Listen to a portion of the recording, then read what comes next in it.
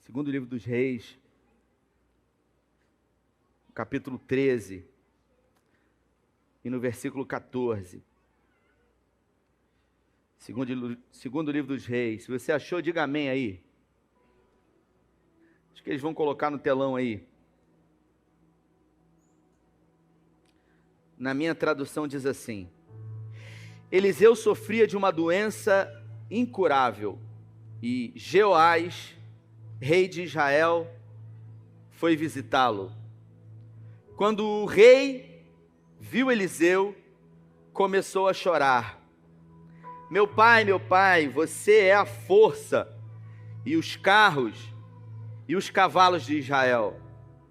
Eliseu lhe disse: vá buscar um arco e algumas flechas. O rei trouxe o arco e as flechas.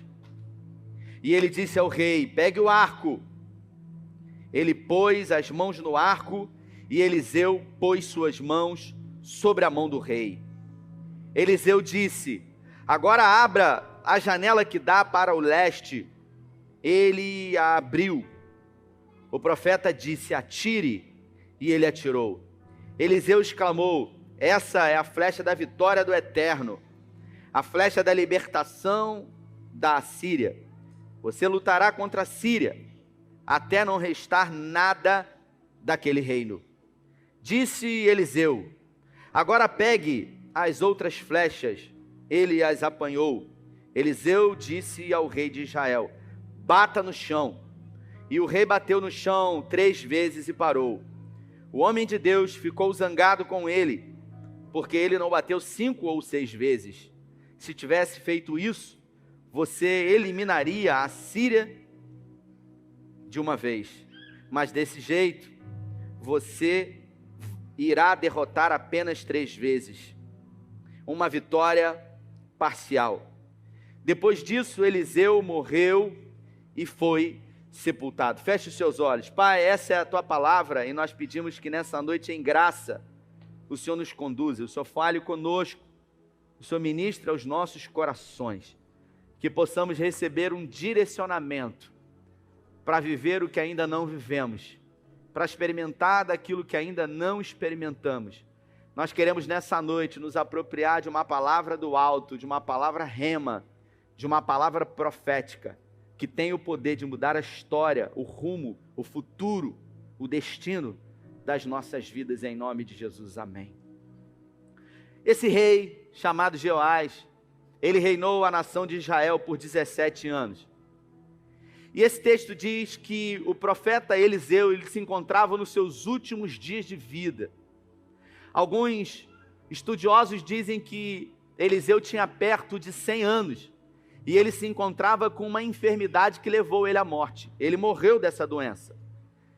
Alguns textos dizem que Eliseu sofria dessa enfermidade, que a Bíblia não fala qual era. E ele se encontrava em sua casa, enfermo, debilitado, em cima de uma cama, moribundo. E governando a nação de Israel se encontrava esse homem chamado Jeoás. Esse texto diz que a Síria, ela estava dominando o território a leste de Israel. E Jeoás, ele temeu no seu coração, porque o exército dos sírios, eles eram um exército muito poderoso. Eliseu se encontrava acamado, mas ainda assim, tomado de medo, mesmo sendo um jovem guerreiro, no auge da sua força, o rei Jeoás, ele não viu outra alternativa, senão ir ao encontro do profeta Eliseu. E ao chegar na casa do profeta Eliseu, e olhar o estado deplorável que Eliseu se encontrava, enfermo, como eu disse, moribundo em cima de uma cama, o texto diz que Jeoás, ele chorou. Ele chorou porque ele viu que aquele homem que tinha sido realmente um dos maiores profetas do Antigo Testamento, havia chegado no final dos seus dias de uma forma tão trágica. E ele chorou e curiosamente ele declarou a mesma palavra que Eliseu havia declarado quando Elias partiu. Ele disse: meu Senhor, O Senhor é a força de Israel, assim como os carros e os cavalos de fogo. E é curioso demais isso, porque quando Eliseu assumiu o lugar de Elias, ele se sentiu inseguro, ele se sentiu temeroso, mas Eliseu tinha aquilo que Jeoás não tinha, a coragem. Eu vinha de carro conversando com a minha esposa e eu disse para ela, uma das coisas que, para a gente ser bem sucedido nessa vida, que a gente precisa ter e que Deus sabe disso, e que Deus não vai nos dar, mas Ele precisa que você tenha, é coragem. Porque Deus não deu coragem para Josué. Deus disse para ele, Josué, tenha coragem. Deus deu a ele vitórias, conquistas, mas disse para ele, está dentro de você, decidir vencer o medo ou ser derrotado por ele. Se você observar a história de Eliseu, é uma história irretocável. Ele foi um homem que, quando Elias passou e ele estava arando uma terra, a família de Eliseu era uma família rica, e ele estava na 12ª junta de bois. Uma família de classe média tinha um boi, você imagina 12 juntas de boi, 24 animais. A família de Eliseu era uma família rica, e a Bíblia fala que Elias lançou a sua capa sobre ele, e ele prontamente decidiu segui-lo. Mas antes ele pegou o aparelho dos bois que ele tinha, os 2 animais, e ele sacrificou. Ele disse, eu vou entregar tudo. Irmãos, escute isso. Um dos grandes problemas que nós criamos nas nossas vidas, para dificultar realmente que a gente consiga viver aquilo que a gente deseja, é o plano B. Observe, um dos grandes inimigos das nossas vidas é ter o plano B, porque todas as vezes que nós idealizamos um projeto, um plano, e automaticamente também criamos um plano B, no mesmo instante nós estamos dizendo para nós mesmos, se não der certo aqui, eu vou por aqui. E aí a gente avança, e na primeira dificuldade que a gente tem, Soninha, a gente é tentado logo a entrar pela porta do plano B. Um dia eu disse aqui que a minha vida tem sido o que tem sido porque o meu plano B sempre foi fazer o plano A dar certo. Eu nunca tive plano B porque eu não tinha pai, eu não tive mãe, então eu nunca tive ninguém que eu pudesse pensar em me escorar, em me ajudar, em me favorecer, não tinha ninguém. Então, não tinha outra opção, tinha que dar certo. Eliseu entregou tudo que ele tinha. Sabe, quando você pega todas as suas fichas, você fala assim, tem que dar certo. Não tem outra opção. E foi assim com ele, e por isso ele viveu da forma como ele viveu. Uma forma intensa, ele foi intencional. Ele sabia o que ele queria. E eu lido com muitas pessoas que sequer sabem o que elas querem da vida. E isso é inadmissível para um homem e para uma mulher que foram chamados por Deus para viver uma vida sobrenatural. Você precisa saber o que você quer. Eu preciso saber o que eu quero da minha vida. Eu estou esperando. Não. Quem espera não vai conseguir chegar a lugar nenhum. Nós não fomos chamados para esperar, nós fomos chamados para fazer as coisas acontecerem. A verdade é que a gente terceiriza às vezes muito mais a responsabilidade para Deus. Deus, Ele morreu a nossa morte para que vivêssemos a nossa vida. A gente fica o tempo todo querendo que Ele viva a nossa vida, faz um milagre, faz um milagre. Não é Ele que vai viver a nossa vida, somos nós que vamos viver a nossa vida nele. Eliseu, ele foi totalmente intencional, ele foi constante. A constância vai determinar aqueles que vão chegar onde querem, daqueles que vão ficar pelo caminho.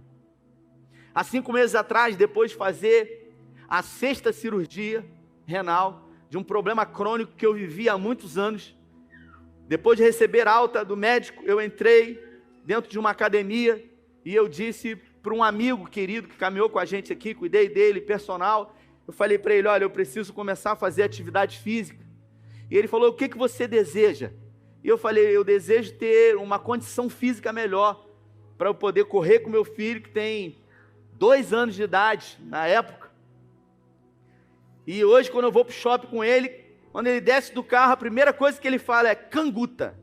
E eu carrego ele aqui o shopping inteiro e eu não sinto absolutamente nada. E eu disse para ele, eu não quero massa muscular, eu quero condicionamento físico. Aquele personal, ele disse para mim, uma palavra vai definir você ter sucesso no que você deseja. E eu disse, qual? Ele falou para mim, constância. Seja constante. No sol, na chuva, no vento, no frio, no calor. E muitas vezes nós somos inconstantes. Nós começamos uma coisa e na primeira dificuldade nós paramos. Começamos a ler um livro, lemos 2 capítulos e deixamos. Entramos na universidade, na primeira dificuldade paramos. Começamos, meu Deus, estou forte hoje. Vou botar um carro aqui, eu levanto, hein? Foi tudo preparado para ajudar o sermão, hein, gente? Só para testar se Deus me deu um poder mesmo. Será que eu sou o próximo Sansão na força aí, gente? Mas a verdade é essa, irmãos. Começamos uma academia e ficamos pela frente. A gente ouve uma palestra, resolve aprender um curso de inglês, faz inscrição no curso e fica pela metade. Quando, na verdade, se a gente colocar como um princípio para as nossas vidas a constância, tudo será possível. Aquele que realmente crê e determinar no seu coração. Eliseu, ele sabia o que queria. Quando Elias perguntou para ele, o que você quer? Eu estou indo embora. Ele falou, eu quero fazer o dobro do que você fez. E sabe o que aconteceu? Isso se tornou possível. Porque ele determinou. Ele teve medo no início, lá no Rio Jordão. Mas a atitude dele foi maior do que o medo. E aqui, no final dos seus dias? O rei Jeoás chega para ele e fala, meu senhor, eu vim aqui pedir ajuda, em outras palavras, mas quem está precisando de ajuda é o senhor. Aí ele chorou e Eliseu falou para ele assim, pega o arco e as flechas. Porque Eliseu já sabia o que trazia Jeoás ali. E então Jeoás pegou o arco e as flechas, se apresentou diante de Eliseu, e Eliseu disse para ele o seguinte, vem aqui. E ele pegou o arco, e ele teceu o arco, e Eliseu colocou as suas mãos enrugadas, talvez trêmulas, sobre as mãos de Jeoás, dando a ele firmeza. É impressionante isso, irmãos, porque um rei, no auge da sua força, da sua robustez, não tinha a capacidade, a ousadia e a fé de um homem moribundo e velho nos últimos dias da sua vida. Eu creio que aquele ato profético foi como se Eliseu dissesse para Jeoás, eu vou dar para você uma direção que você precisa seguir, uma direção que vai nortear você para o que vai acontecer nos próximos dias. E ele então pede para que Jeoás abra a janela. Jeoás então abre a janela, porque Jeoás se encontrava sem saída, sem saber o que fazer, vindo o exército dos sírios, provavelmente já arquitetando lutar contra a nação de Israel. E ele diz, abre a janela, pegue o arco, a flecha, e lance uma flecha em direção ao leste, exatamente onde o exército da Síria se encontrava acampado. Eliseu claramente dá uma visão para Jeoás, dizendo para ele, você precisa de uma direção, você está perdido, você está tentando atirar para tudo quanto é lado, você não sabe nem o que fazer da sua vida. E quantas vezes nós estamos assim, desesperados, tudo quanto é porta que abre, a gente acha que é a solução, que é a saída. A gente ouve tudo quanto é boca, menos a boca de Deus. Outro dia eu disse para uma pessoa que eu estava vivendo uma dificuldade numa situação, e aí eu fui orar, e a pessoa falou, e aí, como é que foi? Eu falei, então eu orei, e aí eu disse, sabe o que o Senhor falou? E a pessoa perguntou, o que ele disse? Eu falei, nada, porque nem sempre quando a gente ora, Deus fala. Eu não sei você, mas comigo não é assim. Mas nem porque Deus não disse, eu não tenho a certeza de que Ele está comigo, pelo contrário. Nem sempre Deus fala. Sabe por quê? Porque muitas são as vezes que Deus já sabe aquilo que a gente tem que fazer. Então a gente quer que Deus fale em tudo, mas na verdade Ele já falou e está falando, a palavra dele fala. É igual gente que chega aqui na igreja e diz o seguinte: eu estou orando para ver se é da vontade de Deus eu mudar de igreja. Se você está na igreja de Jesus e você quer mudar para outra igreja de Jesus, você acha que Ele vai falar com você?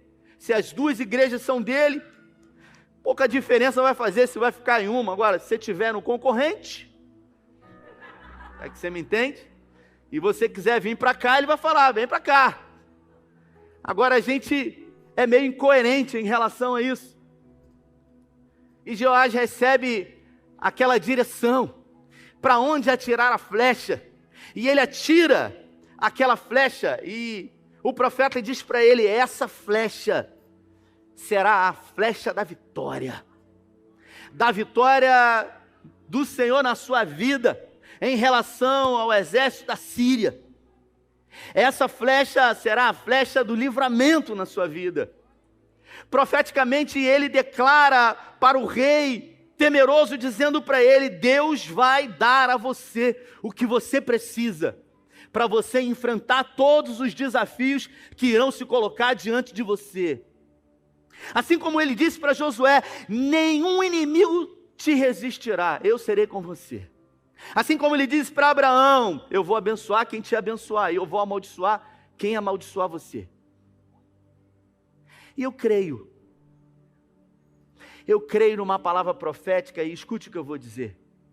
A palavra profética, ela torna uma realidade nas nossas vidas, não é quando a gente ouve. Uma palavra profética, ela não tem efeito na minha vida quando eu recebo. A palavra profética tem o efeito na minha vida quando eu tomo uma atitude em relação àquilo que eu ouvi. Então eu quero profetizar na sua vida que Deus irá dar a você vitórias em 2022. Essas vitórias exigirão de você esforço, coragem, ousadia, visão. Deus vai dar a você a direção que você precisa, para que você consiga ser bem-sucedido naquilo que você se propuser a fazer. Se você entender que isso pode se tornar uma realidade na sua vida, e se você decidir colocar isso em prática, tudo pode se tornar uma realidade hoje. É interessante que o rei, ele recebe essa direção, pega as flechas, ele atira. E ao atirar, ele recebe aquela palavra. Mas a verdade, irmãos, é que aquele jovem cheio de vigor, aquele jovem que tinha tudo, absolutamente tudo para ser bem sucedido, como qualquer outro rei da nação de Israel, ele tinha fé, mas o medo dominava a fé. Assim como existem pessoas que têm fé, mas tem gente que tem fé na derrota. Sabe? Ao invés de você ter fé na vitória, você tem fé na derrota. Porque a todo momento que a adversidade vem, você pensa: e se? E se? E aí a fé, ela é roubada pelo medo. E o profeta então se dirige novamente ao rei, dizendo para ele: pegue as flechas. E ele pega as flechas e o profeta diz para ele: olha, eu quero que você atire essas flechas no chão. E o rei pega então o arco novamente e ele lança uma flecha, ele lança duas flechas, e ele lança 3 flechas, e ele fica com a sua aljava ainda cheia de flechas, e ele para de atirar as flechas no solo. E o rei diz para ele, com um sentimento de inconformismo dentro do teu ser, dizendo para ele: por que você parou de atirar as flechas? Eu dei uma direção para você. Eu disse para que você pudesse ser constante, mas você hesitou. Você atirou uma, você atirou 2, você atirou 3, e você achou que era o suficiente. Mas eu não disse para você parar. É exatamente assim que acontece na minha e na sua vida. Quando nós fazemos aquilo que precisa ser feito, mas que em algum momento a gente hesita, a gente para, a gente recua, a gente se deixa ser envolvido por aquilo que a gente está vendo. E a Bíblia fala que o rei recebeu uma exortação, dizendo para ele: a sua vitória poderia ser plena, mas agora ela será parcial, porque você não foi constante, porque você não foi ousado. Talvez 2021 não tenha sido aquilo que você gostaria que fosse. E talvez você hoje possa atribuir desculpas, dizendo que o problema foi o Bolsonaro, que o problema foi o Lula que agora está solto, que o problema foi a situação pandêmica, que o problema foi Deus que não facilitou a tua vida, ou que o universo que conspirou contra você. Mas a verdade é que no final de tudo, o que realmente tem a ver é com você e você. É tudo em relação a eu e eu mesmo. Porque quando eu fecho os meus olhos, a minha consciência, ela fala que realmente eu poderia ser mais ousado, mais corajoso, mais constante, menos temeroso. Não existe impossibilidade humana para uma fé quando ela é condicionada a um Deus todo-poderoso. Jeoás resolveu desistir. Ele resolveu parar no meio do caminho. Ele hesitou. Por isso pegou somente 3 flechas e lançou. Ele foi um homem covarde. E a Bíblia fala que ele venceu os assírios. E ele venceu por 3 vezes os assírios. Mas depois da 3ª vitória, os assírios prevaleceram sobre ele. E tudo isso só aconteceu porque ele hesitou, porque ele desistiu. Então, se eu pudesse intitular essa mensagem de hoje com um tema, eu diria: é proibido desistir em 2022. É proibido parar. Aquela história de que andar para trás, nem se for para pegar impulso, nós não vamos parar. Nós não fomos chamados segundo aqueles que retrocedem. A Bíblia fala que Deus não tem prazer naqueles que retrocedem. Você não foi chamado para ter medo. Você foi chamado para viver por fé. Você não foi chamado para ser influenciado segundo a sua ótica humana. Você foi chamado para ver o invisível. Então acesse aquilo que ainda não está disponível a você. Não é uma palavra de ânimo, não é uma espécie de autoajuda, porque ninguém pode se autoajudar, é uma palavra do alto, é uma palavra que vem de cima, é ajuda do alto, e não autoajuda. É uma palavra de certeza de que se você crê, tudo é possível ao que crê.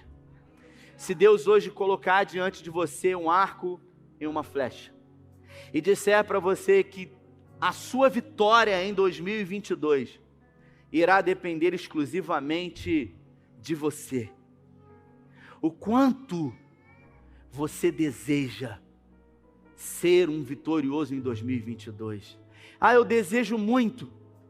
Muitas são as pessoas que desejam muito em palavras, mas não em atitude. Se a gente observar esse ano, irmãos, de 2021, para a nossa comunidade, foi o melhor ano da história do Centro Evangelístico Internacional em Cabo Frio. Nós dobramos o nosso tamanho físico. Nós recebemos aqui 200, a Soninha está aqui, nós recebemos esse ano 206 novos membros. Mais de 200 pessoas foram recebidas. Mais de 1.500 pessoas visitaram essa igreja pela primeira vez. Nós batizamos mais de 60 vidas aqui. Pessoas que verdadeiramente nasceram de novo. Nós investimos aqui, irmãos, quase R$1 milhão em investimentos tecnológicos. Para que tudo isso? Porque o bom é sempre inimigo do melhor. Porque para Deus, a gente sempre pode oferecer o melhor. O nosso nível hoje tecnológico, para quem está em casa, a nível de vídeo e de áudio hoje é equiparado ao que se há de melhor no mercado. Uma igreja que em 2019 passava por muitas dificuldades, mas que decidiu crer e crescer e ser ousada no início de uma pandemia. E dentro da pandemia teve a oportunidade de ver a bondade do Senhor através daquilo que fez. Porque escute isso, Deus é aquele que dá o crescimento, mas quem planta é o homem.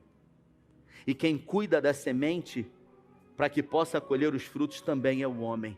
Nós estamos esperando que Deus plante ou que Ele faça a árvore aparecer com os frutos. O único que colheu sem ter plantado foi Adão. O resto, todos nós temos que plantar. Eu me dirijo a você que está aqui, finalizando essa palavra, perguntando para você, o que você deseja para os próximos meses que virão? Qual é o desejo do seu coração ao chegar no dia 31 de dezembro de 2022?